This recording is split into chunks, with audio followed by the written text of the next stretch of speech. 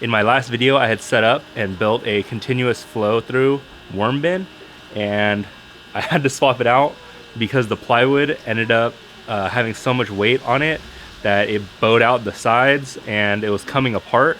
I had a suspicion this was gonna happen because it was old. So I went ahead and picked up some 2x12s that are 8 feet. I cut them to 6 feet, and then those 2-foot offcuts I used to make the side. And then I got some new 2x3s to use as the legs. And you can see I drilled a bunch of holes in the bottom of it again, and I ran my rebar through it. And I decided to switch out. Instead of using the old compost that I had made, I decided to go with just some fresh coco coir, and then I took one of my worm bins and dumped it in there. It's a pretty healthy bin, so I probably added a couple hundred worms into it, but this size definitely needs more. This should be roughly 12 square feet, so I could have about 12,000 worms in here. Now I did bring out some worm chow, and that is chicken feed that I grinded up in a coffee grinder, and then added some calcium into that so that way they have grit. And I also have some microgreens I just cut the other day that I can go ahead and put in here and let that decompose, and the worms can eat that because they really seem to like the microgreen roots. And I also have one more bin that in that bin it was I think I put like 10 worms in there. It's a small bin, and I ended up collecting about 200 eggs from another bin that I ended up splitting. I'm gonna go ahead and show you those things, and we're gonna add those in and get this new continuous flow through set up and going.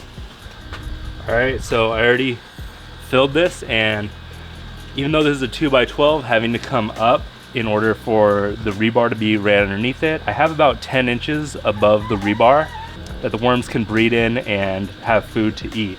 So I decided I'm going to go with a smaller amount.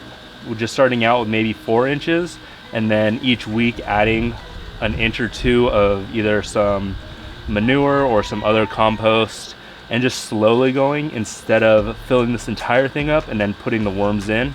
I figured just give them a few inches, let them build up their population, let them eat a lot of this, and then I can continuously add, and that should help with them taking over this entire thing. And by the time this thing is filled up all the way, I can go ahead and start harvesting underneath, which will lower it just a little, and then I can continue to add more compost for them to process. I know the worms really like the squash because it has so much water in it, and they like that moisture. So I'm gonna go ahead and actually pull this back just a little bit right here, and then that's where I'm gonna bury the microgreens as well. So that way they know they have lots of food source, but they'll also have quite a bit of coco coir that they can get into and get away if they're tired of eating. So you can see the squash right here. I had just a big old fat worm.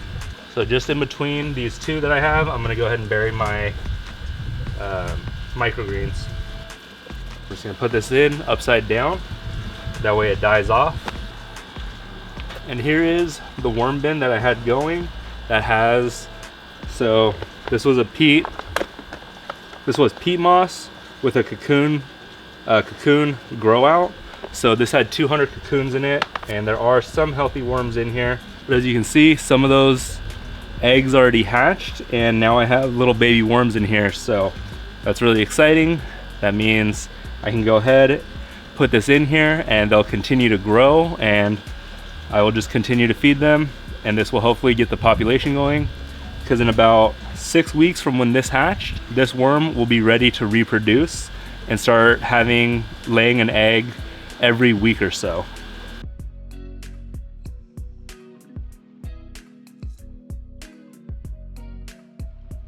Now the last thing I am gonna do is just add in some of my chicken feed that I grind up with some calcium. I'm just gonna add a light sprinkling in here over the whole thing, mix it into the top couple inches, and then I'm just gonna let this be. I'll probably come by and water it every couple of days.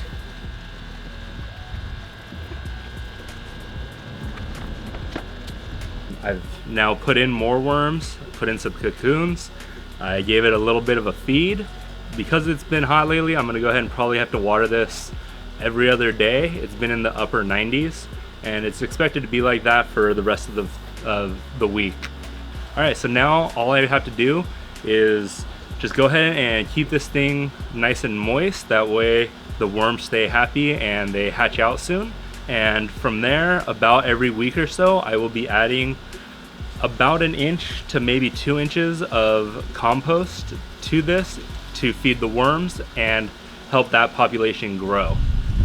I can continue to keep giving them the worm chow that I've made, which has a lot of protein in it, but I want these worms to get used to what I will predominantly be giving them from now on, which will be finished compost. And that will let me fill up this bin faster. So in about a month, I would say this bin should be completely filled up to the top, and hopefully in 6 weeks, my population will have grown quite a bit. All right, so if you like this, do me a favor, hit the like button and subscribe so you can see how this bin goes. And if it goes good, I'm probably gonna go ahead and start building some more and doing some bigger ones so I can start processing a lot of worm castings.